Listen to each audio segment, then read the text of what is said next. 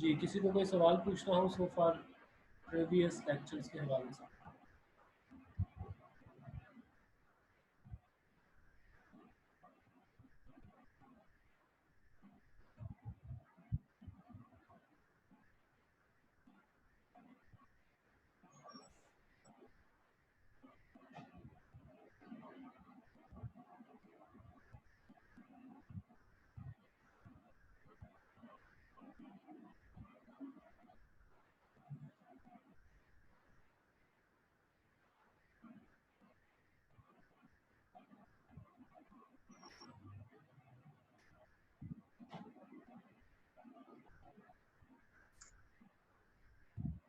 जी, किसी को कोई सवाल पूछना है?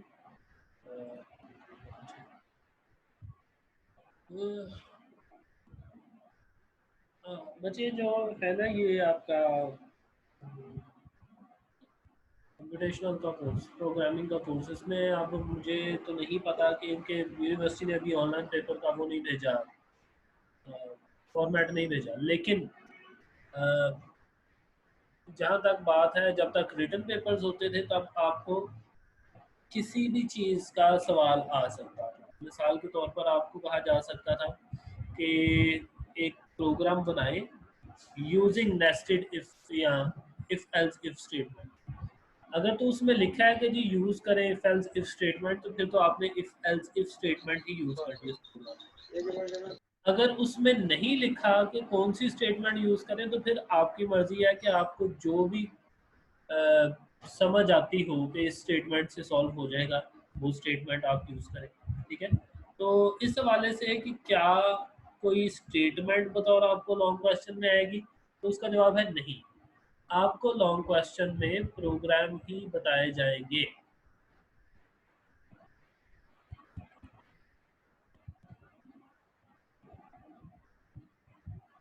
आपको लॉन्ग क्वेश्चन में प्रोग्राम ही बताए जाएंगे, और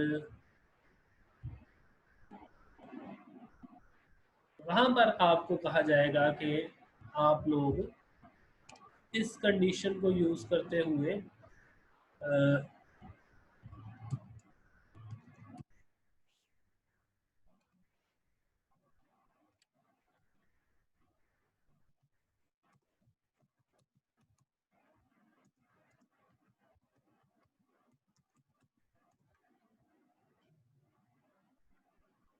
आपने बेसिकली प्रोग्राम्स बनाने हैं लॉन्ग क्वेश्चन के तौर पर, और उस प्रोग्राम में अगर कोई कंडीशन पूछी गई होगी वो कंडीशन लगा देनी है, अगर वो कंडीशन नहीं पूछी गई होगी फिर आप जिस तरह से भी प्रोग्राम बनाए अलाउ।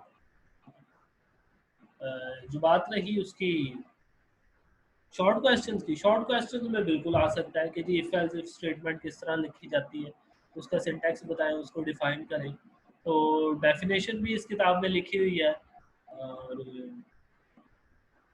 सिंटैक्स भी लिखा हुआ है, वो आप याद कर सकते हैं। शॉर्ट क्वेश्चन में बिल्कुल आएगा, लॉन्ग क्वेश्चंस में आपके पास प्रोग्राम आएगा। चलिए फर्दर मूव करते हैं।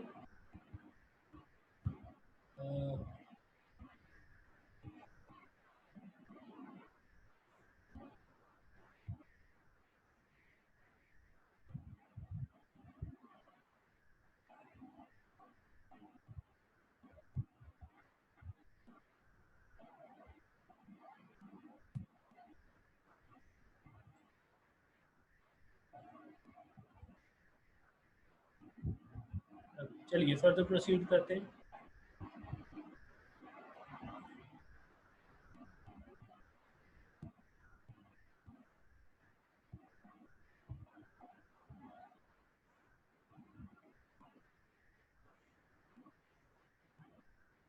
सो वी हैव दिस, हमारी जो नेक्स्ट स्टेटमेंट है that is called sir ji जो if else if, sir ji हाँ जी, हाँ जी पूछे। हाँ जी, sir ji if else if structure के बाद 3-4 प्रोग्राम्स हैं वो करने हैं हमने। दोबारा से सवाल पूछिए ना। Sir ji if else if structure के बाद बुक में 3-4 प्रोग्राम्स दिए गए हैं, वो हम लोगों ने करने हैं। मुझे आपकी बात की समझ नहीं लगी।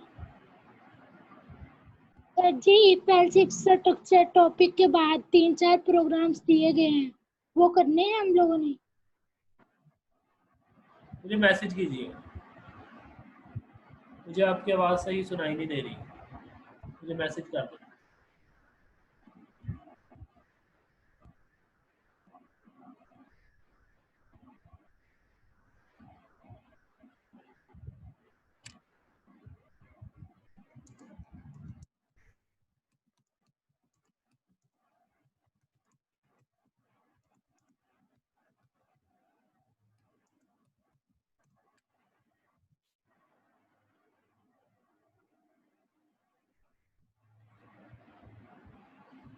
Okay, nested if. अब नेस्टेड इफ से क्या मुराद है? नेस्टेड इफ जब भी प्रोग्रामिंग में हम कहीं पर जगह नेस्टेड लिखेंगे। ओके बेटा, जो प्रोग्राम्स हैं वो आपकी बेसिकली एक्सरसाइज है। मैं उसमें से एक आधा प्रोग्राम आपको करके दिखाता हूँ बतौर एग्जांपल, लेकिन बाकी सारे प्रोग्राम्स आपको करना लाजिम है। इसलिए नहीं है कि वो आपको वही पेपर में आएंगे, आपको उससे मिलता जुलता कोई भी पेपर में आ सकता है। आपको प्रैक्टिस के लिए वो सारे करने चाहिए बजाते खुद, और वो आपको याद नहीं करने चाहिए, वो आपको डेव पे रन करके देखने चाहिए कि डेव पे सही रन होते। ये आपका काम, ठीक है। ओके, सो जो नेस्टेड इफ है, नेस्टेड का लफ्ज प्रोग्रामिंग में जब भी आएगा तो उसका मतलब होगा कुछ उसके अंदर कमांड के अंदर एक और कमांड। सो नेस्टेड इफ जो है वो उसका मतलब है इफ कंडीशन के अंदर एक और इफ कंडीशन, ठीक है। सो बेसिकली आप ऐसे ही देख लें कि इफ के अंदर कोई और इफ, ओके। सो इफ के अंदर कोई और इफ को जब हम बोलते हैं तो उसको हम नेस्टेड इफ बोलते हैं, ठीक है। So area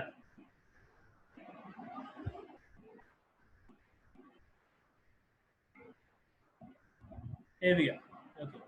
In nested structure, the control enters into the inner if only when the outer condition is true.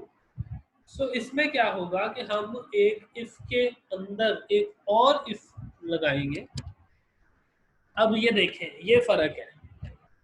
If else if में हम क्या करते थे कि हम एक इफ लगाते थे और उसके बाद एल्स लिख के एक और इफ लगाते थे। लेकिन अब जो हम कर रहे हैं, हम इफ लगा रहे हैं और उसके बाद नहीं, उसकी बॉडी के अंदर एक और इफ लगा रहे हैं। सो this is called nested if. So if else if में क्या होता था कि अगली स्टेटमेंट पर कंप्यूटर तब जाता था जब पिछली स्टेटमेंट गलत साबित होती थी। जबकि अब जो हम कर रहे हैं इसमें हमारे पास इफ तब आएगा, अगला इफ तब आएगा जब पहली इफ ठीक होगी।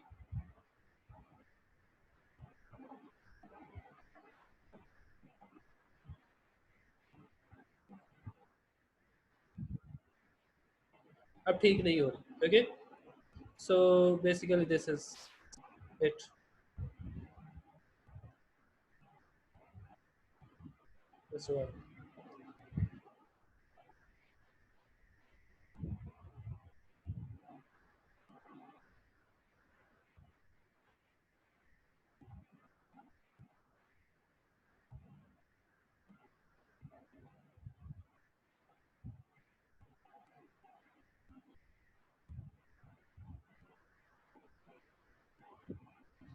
ओके, सो ये कंडीशन जो है वो थोड़ी मुख्तलिफ है इफ एल्स इफ स्टेटमेंट से। सो देखते हैं, इसका जो सिंटैक्स है वो कुछ इस तरह का है। देखिए, इफ कंडीशन लिखी और उसके बाद हमने नीचे एक और इफ कंडीशन लिखी, और ये एक थोड़ा सा स्पेस दे के है। ये स्पेस ऐसे ही है जैसे आप गौर करें, जब आप मेन बॉडी स्टार्ट करते हैं, जब आप मेन बॉडी स्टार्ट करते हैं तो उसमें आपके पास क्या आता है?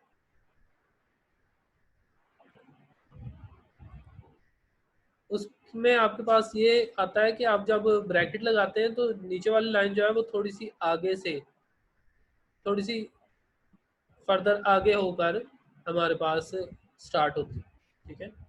सो यही हम यहाँ पे भी करेंगे। इफ के अंदर एक और इफ लिखेंगे वो थोड़ी सी आगे से, इसका मतलब है कि वो जो ये वाली जो वाला जो इफ है वो इस ऊपर वाले इफ का हिस्सा है, ठीक है? और उसके अंदर आप इफ स्टेटमेंट लिखें या इफ एल्स स्टेटमेंट लिखें, उसको खत्म करें, फिर नीचे एल्स स्टेटमेंट आ।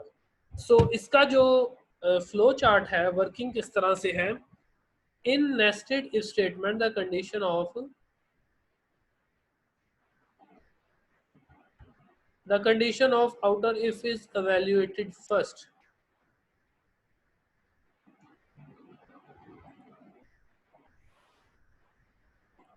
अच्छा, आई नो कि एक स्टूडेंट से कनेक्ट नहीं हो रहा और उस स्टूडेंट का नाम है गैलेक्सी J7 प्राइम। मैंने आपको पहले भी कई दफ़ा कहा है कि जब आप मीटिंग पार्टिसिपेंट के तौर पर आएंगे तो आप अपना ओरिजिनल नेम और रोल नंबर लिखेंगे। तो अगर आपने ओरिजिनल नेम नहीं लिखा तो मैं आपको मीटिंग के अंदर अलाउ नहीं करूँगा। सो whoever this Galaxy J7 Prime is, उनसे कहें कि अपना ओरिजिनल नाम लिख के दोबारा एंटर हो तो मैं उनको एंटर कर लेता हूँ। सो बेसिकली होता क्या है, the condition of outer if is evaluated first, मतलब जो ये वाला है इसको पहले रन करेगा कंप्यूटर। अब इसको रन करने के बाद अगर तो ये कंडीशन सही होती है तो वो इस इफ में जाएगा, अगर ये कंडीशन गलत हो जाती है तो यहाँ से डायरेक्टली फिर इस एल्स पे आ जाएगा, उसको नहीं देखेगा। सो this is what it is. If it is true, the control enters in the inner block if block. If the condition is false, the inner if is skipped. तो अगर ये गलत हो जाए, यहाँ पर कंडीशन फॉल्स आ जाए तो फिर ये जो अंदर वाला हिस्सा है ये सारा स्किप कर दिया जाता है, इसको कंप्यूटर देखता ही नहीं है और डायरेक्टली इससे आ जाता है, ठीक है। That is it. So if outer if is true, then control enters the inner if statement. The inner if evaluated according to simple if statement. तो फिर अंदर वाला जो if है वो भी simple if की तरह ही evaluate किया जाता है, जो हमने पहले देखा, ठीक है। खैर फ्लो चार्ट कुछ इस तरह से है, आपने कंडीशन लगाई, अगर तो वो कंडीशन फॉल्स हो गई तो हम डायरेक्टली नीचे स्टेटमेंट पे आ जाते हैं, दैट्स ऑल।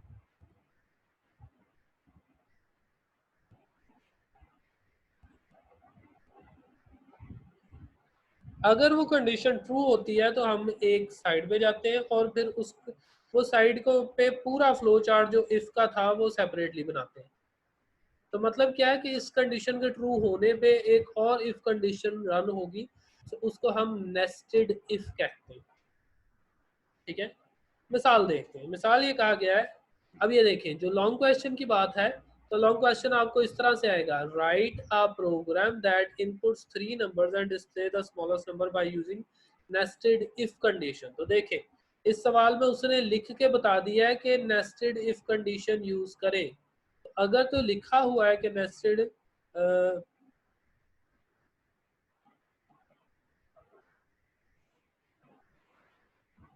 कि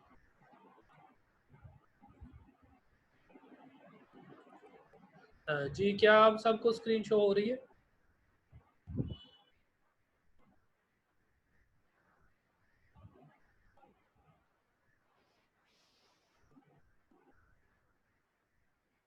ओके ठीक है, जी सर। ओके ठीक है। चले अब देखें सवाल को गौर से देखें। आपको लॉन्ग क्वेश्चन कुछ इस तरह से लिख के दिया जाएगा जिस तरह से ये सवाल लिखा है, और देखें इस सवाल में लिख दिया गया है कि नेस्टेड इफ कंडीशन यूज करें। अब जब सवाल में लिख दिया जाता है कि नेस्टेड इफ कंडीशन यूज करें तब आप बाउंड हो गए, तब आप बंद गए हैं, आपके पास और कोई चारा नहीं है, उसके अलावा आप कोई दूसरी स्टेटमेंट यूज नहीं कर सकते। लेकिन अगर यहाँ पर ये नेस्टेड इफ वाली बात ना लिखी होती तो फिर आपके पास पूरी आज़ादी थी, आप कोई भी स्टेटमेंट यूज करें, कोई भी तरीका यूज करें, ठीक है। तो इसी तरह आपके पास लॉन्ग क्वेश्चन आएंगे, अगर कहा गया है कि ये वाला यूज करें फिर आपने वही वाला यूज करना है मेथड। अगर कोई मेथड कहा नहीं गया तो फिर आप जो मर्जी मेथड यूज करें, कोई फर्क नहीं पड़ता। ठीक है,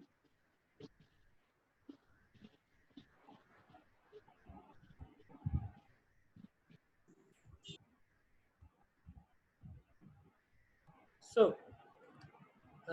एग्जांपल देखते हैं। Dev C plus plus open करता हूँ। अब हमने एक प्रोग्राम बनाना है जिसमें 3 नंबर एंटर करने हैं और कंप्यूटर को कहना है कि जी चूज करके बताओ कि कौन सा सबसे बड़ा नंबर है। इंक्लूड, सो हम प्रोग्राम लिखते हैं, अपनी हेडर फाइल्स लिख लेते हैं। जी जुनैरा कोई सवाल पूछना चाह रहे हैं?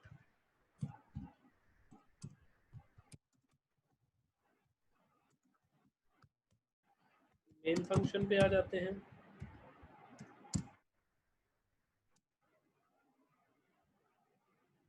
ओके ठीक है।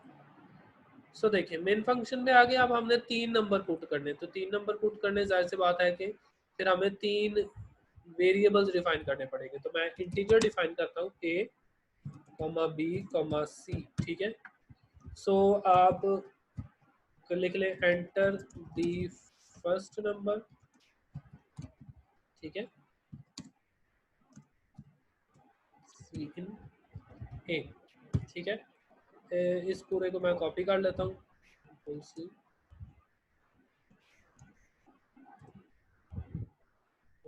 Okay, enter the first number की बजाय अब मैं एंटर द सेकंड नंबर कर लेता हूँ। बी में स्टोर करवा देंगे।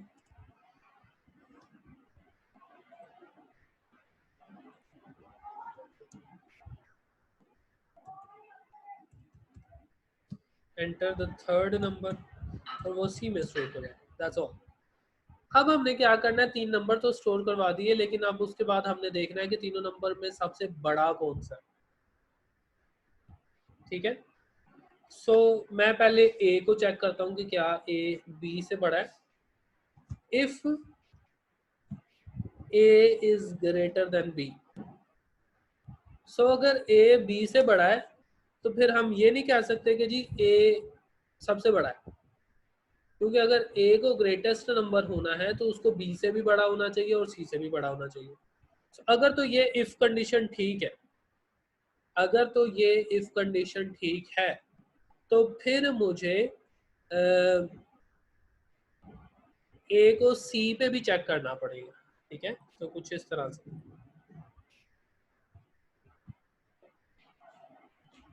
सो मैं एक और इफ लिखूंगा और साथ लिखूंगा ए is greater than C.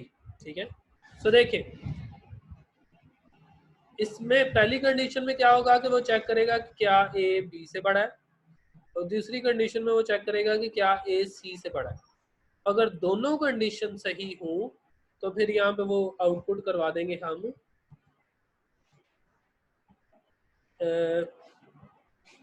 The first number, या फर्स्ट नंबर की बजाय आप सिंपली ए लिख दें। ए इज द ग्रेटेस्ट नंबर। ठीक है, there you go। और ये इफ कंडीशन ठीक हो गई, खत्म हो गई। उसके बाद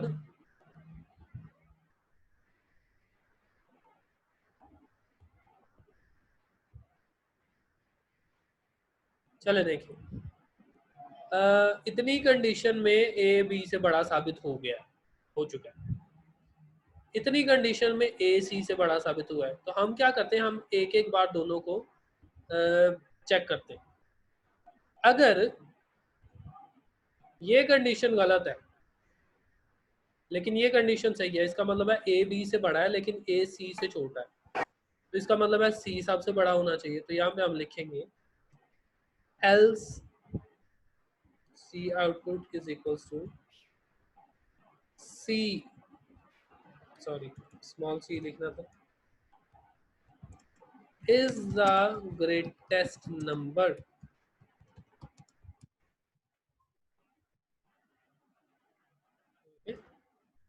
there you go। सो अब हमने क्या किया, अब हम इस पूरी कंडीशन को गलत जान के देखते हैं।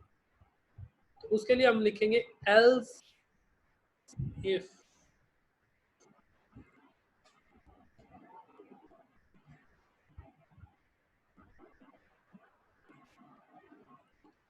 अब यही काम जो हमने ए को चेक करने के लिए किया था वही काम हम बी को चेक करने के लिए करते हैं। B is greater than A,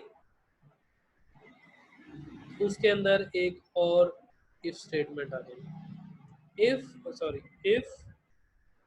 B is greater than C, तो हमारे पास सी आउटपुट आ जाएगा B is the greatest number else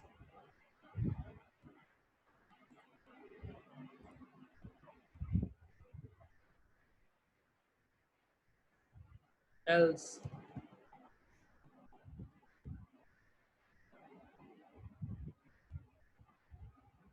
C out C is the greatest number। So basically हमने एक एक करके सारी कंडीशंस को सही गलत साबित कर दिया।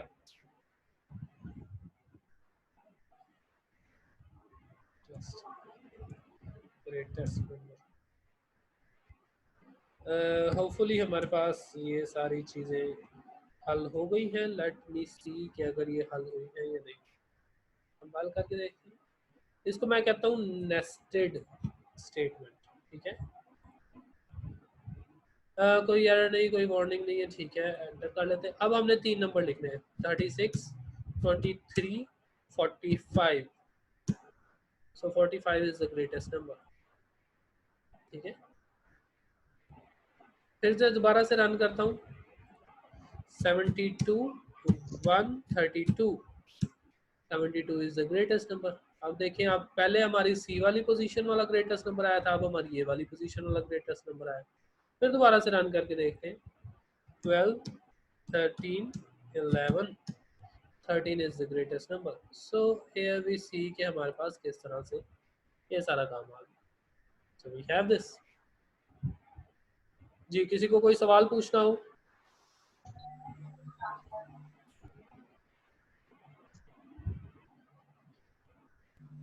Excuse me sir.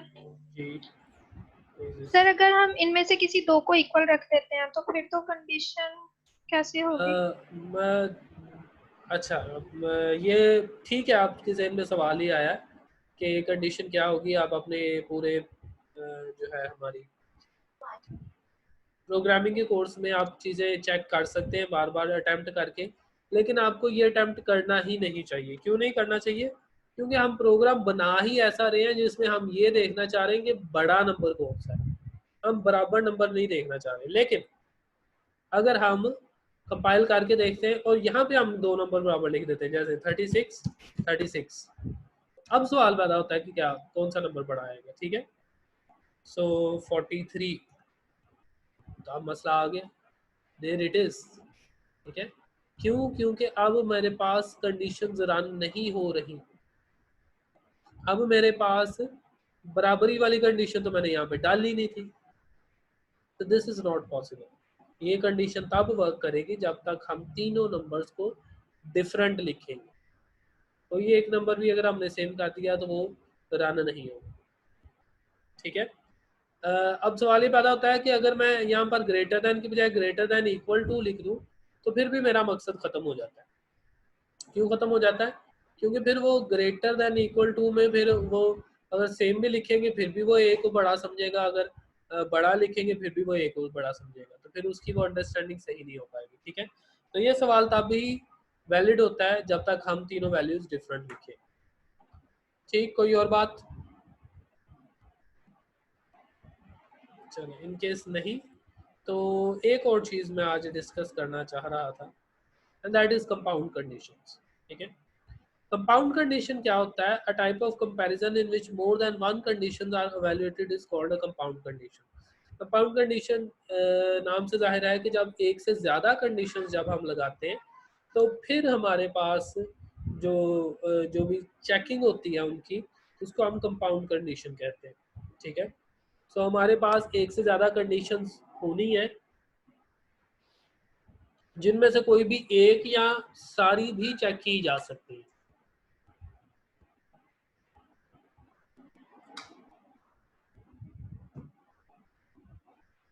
सो कंपाउंड कंडीशन को देखने के लिए हम यूज क्या करते हैं, हम यूज करते हैं लॉजिक।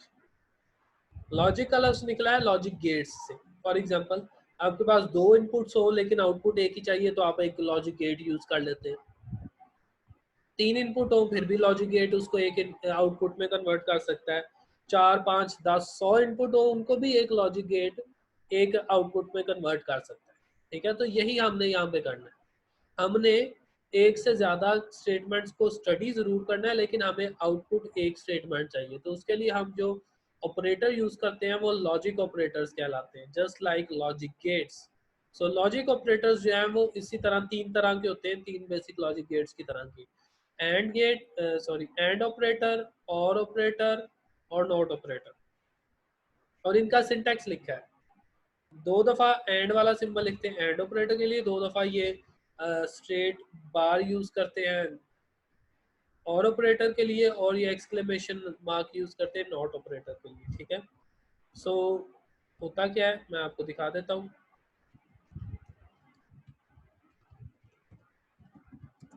कीबोर्ड मैं आपको दिखा देता हूँ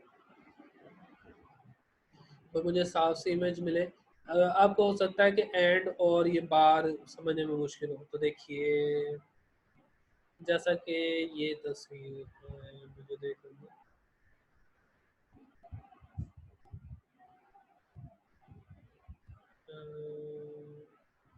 ठीक, मिल गया मिल गया। मैं आपको दिखा देता हूँ। जब आपने यूज करना है ना एंड या बार, तो आपने कैसे करना है, आपको पता है ये जैसे ये कीज है जिसमें 4 भी लिखा है और ऊपर ये डॉलर साइन भी लिखा है, इनको आप ऐसे डील करते हैं कि आप शिफ्ट दबाएं तो ऊपर वाली चीज लिखी जाती है, शिफ्ट के बगैर लिखे तो नीचे वाली चीज लिखी जाती है। तो आप शिफ्ट के बगैर 4 प्रेस करेंगे तो ये लिखा 4 लिखा जाएगा। मुझे कोई क्लियर इमेज चाहिए। ओके,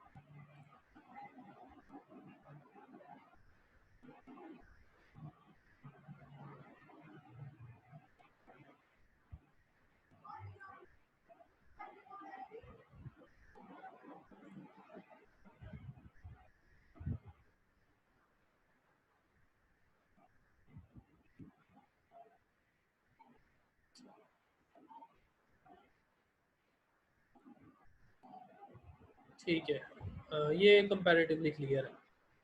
सो देखिए, अगर मैं शिफ्ट दबा के 7 दबाऊंगा तो मेरे पास ये एंड लिखा जाएगा जो मैंने यूज करना है। शिफ्ट के बगैर 7 वाला बटन दबाऊंगा तो 7 ही लिखा जाएगा।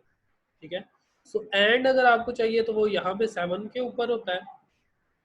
फिर हमें वो ये वाला स्ट्रेट बार चाहिए, ये देखिए हमें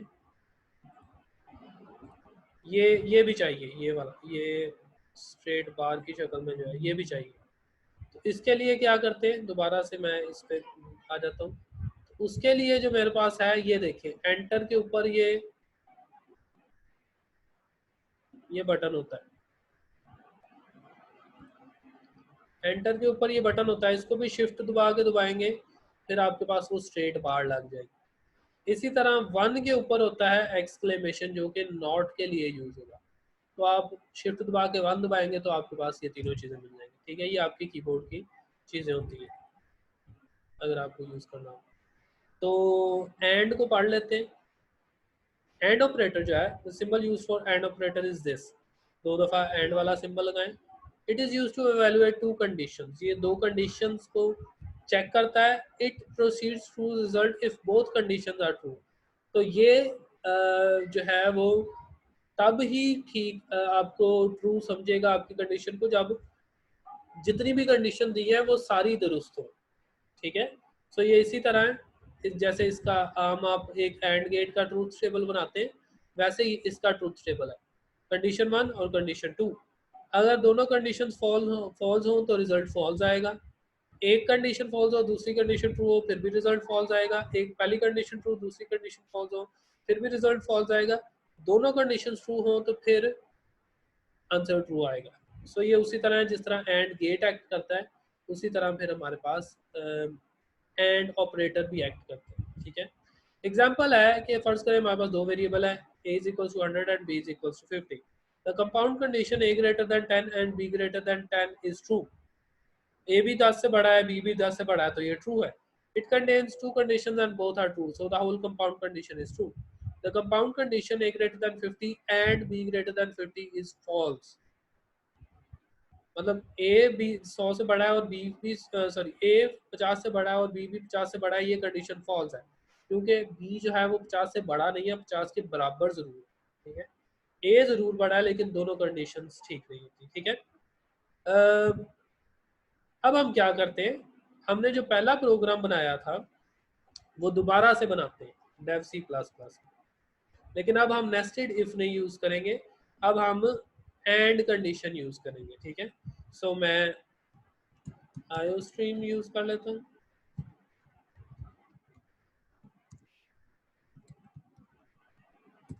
ऑनियो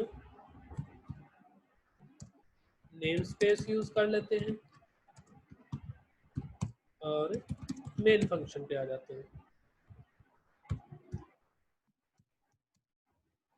फिर से a b c out, enter the first number, c in is equals to a। तो हम ये चीज सॉल्व करें, कंट्रोल C। तो हमारे पास सेकंड नंबर जो है वो B है,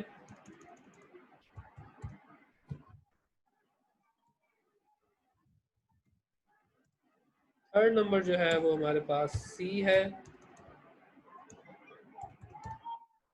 थर्ड नंबर। और अब हमने फिर से चेक करना है कि तीनों में से बड़ा कौन सा है। सो A अगर तीनों से बड़ा है तो फिर A को B से भी बड़ा होना चाहिए और A को C से भी बड़ा होना चाहिए। मैं लिखता हूँ इफ और साथ इफ में मैं अब एक की बजाय दो कंडीशंस लिखूंगा। पहली condition A greater than B and A greater than C। अगर दोनों कंडीशन दुरुस्त हैं तो फिर C आउट करें,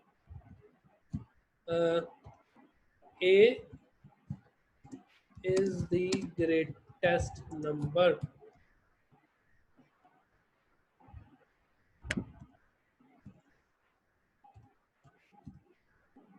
ठीक है, कंट्रोल C। अच्छा, else if अगर B greater than A and B greater than C हो तो हमारे पास आ जाएगा B is the greatest number. ठीक है, और तीसरी दफा हमें एल्स के बाद इफ लिखने की जरूरत ही नहीं है क्योंकि अगर A बड़ा नहीं B बड़ा नहीं तो जाहिर सी बात है C बड़ा होगा। तो सिंपली एल्स लिखे, C out is equal to sorry C is the greatest number and there you go। So दोबारा से कंपाइल करते हैं। अब इसको मैं नाम देता हूँ ग्रेटेस्ट।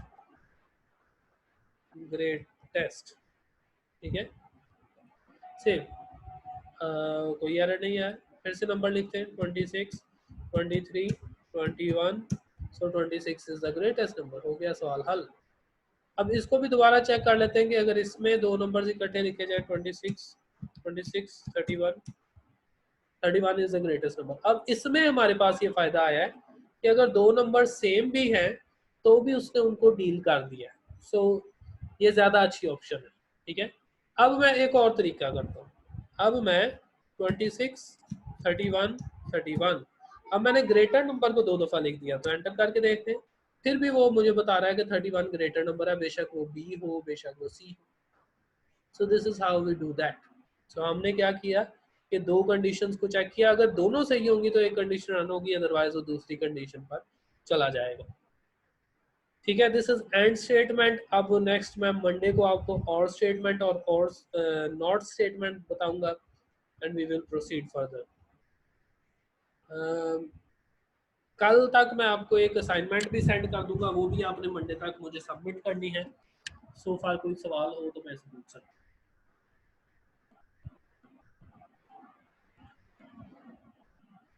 जी कोई सवाल पूछना हो तो पूछ सकते हैं। Excuse me sir. जी सर ये दोनों जो हमने अभी प्रोग्राम्स किए हैं, दोनों का काम तो तकरीबन सेम ही है, दोनों में हमने क्रिएटर ही फाइंड करना है, तो एक के होते हुए हमें दूसरे की जरूरत क्यों पड़ी, हमने दूसरा क्यों यूज किया वो? अच्छा, बेसिकली अगर मैं आपसे सवाल पूछूं, सिस्टम ऑफ लीनियर इक्वेशंस कभी हल करके देखी है आपने यस अलजेब्रा सर। में? जी उसको सर। सॉल्व करने का एक मेथड होता है सब्स्टिट्यूशन। ठीक है, जी सर। कि आप यस पहले सर। में से x की वैल्यू निकालें, उसको उठा के दूसरी में रख दो, उसमें से y की वैल्यू निकालें, उसमें से उठा के तीसरी में रख दें, फिर बैक सब्स्टिट्यूशन करें तो x y z की वैल्यूज आ जाएगी। ठीक है, दूसरा यस तरीका सर। होता है कैंसिलेशन, कि दोनों जी इक्वेशन को किसी ऐसे नंबर से मल्टीप्लाई करें कि या तो x या तो y सेम हो जाए, फिर उन दोनों को माइनस करेंगे तो या तो x काट जाएगा या तो y काट जाएगा, y की वैल्यू आ जाएगी, अगर x काट जाएगा तो फिर उसको वापस पुट करें, x y की वैल्यू आ जाएगी। ठीक है, फिर तीसरा तरीका जी। होता है मैट्रिक्स इन्वर्जन मेथड, कि उनके मैट्रिक्स बनाएं, उसको इन्वर्स करें और फिर आपके पास x y z की वैल्यू आ जाएगी। फिर चौथा तरीका होता है क्रैमर्स रूल। फिर हमारे पास होता है गॉस गॉस जॉर्डन मेथड। फिर हमारे पास होता है गॉस एलिमिनेशन मेथड। अब सवाल ये आता है कि अगर मैं सब्स्टिट्यूशन मेथड से अपनी system of linear equation solve कर सकता हूँ, तो मुझे बाकी ये 5-6 मेथड्स दोबारा से सीखने की ज़रूरत क्या है?